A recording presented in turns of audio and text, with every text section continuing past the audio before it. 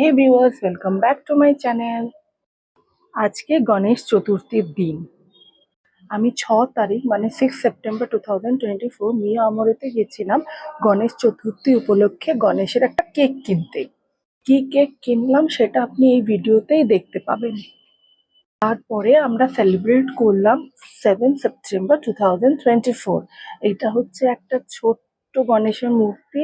এই ধোয়া দিয়ে মনে হবে যে গণেশ ঠাকুর একটা ইসে বসে আছে, আসনের মধ্যে বসে আছে, আর ধোঁয়াটা এত ভালো লাগে।